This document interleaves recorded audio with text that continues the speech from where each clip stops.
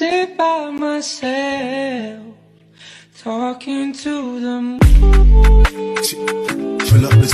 This whole metaverse, I know Nick's got a podcast that they talk about this on 5-part series. I still don't understand it at all, but it's like basically bringing everything we have here into this metaverse and making money off of it. And one of the things is that realtors might be going into this metaverse and selling different things on there and getting paid. Craziness, but they're doing it. And it's kind of like real. And what are the big companies that are already on the metaverse? Nike, all the big brands are in it. But yeah, it's like the same. They can rent out their place on there when you hold parties and put the headset on, or even now play the game. Like to go onto their property, you have to pay in coins and whatnot. But this industry is starting to get bigger. And I know some companies' metaverse program, right? Was it EXP? Yeah, they have a place where you can go into the metaverse where you can go take education stuff. I've seen their demos before. It looks like their footage. I got to be honest with you. In my metaverse, I'm not wearing shoes.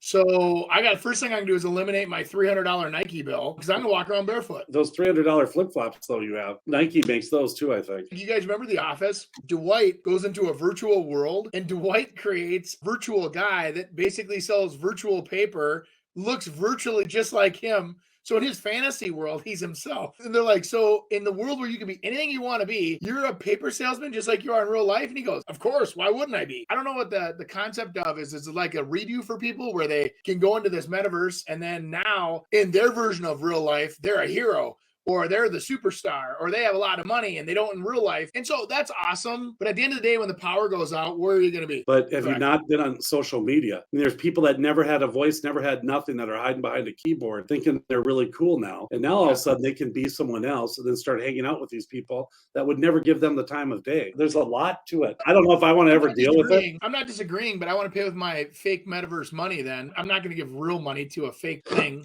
It's just crazy stuff. Not enough homes. Not enough homes. The housing shortage is a hot topic in the real estate world, and we want to help break it down.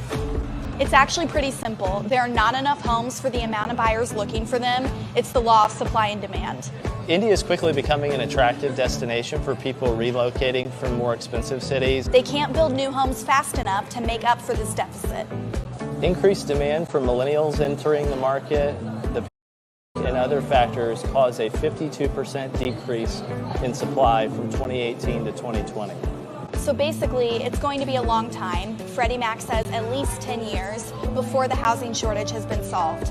I think that's kind of interesting. Remember that comment I made about realtors and not having much business, can't do anything? There is some play off of that. Maybe you come up with a different social media type thing and just have some real fun with it. I mean, it's like a homeless guy that there's not enough homes available. Well, I think that it also kind of puts a reality damper on people's, I'm just going to wait because next year there's going to be all kinds of foreclosures and all the prices will be in half. It's not, the math isn't there, guys. And I think the problem we're having is that there's a lot of people that remember the past, which granted, I lived it myself. Every day I was beating my head on the wall trying to get out of that marketplace. But when you have this much equity and you have people that don't need to sell, if they need to sell and there's nobody buying, that's different. But when there's always somebody looking for something, and let's say the greedy renter market, they could squeeze their renters.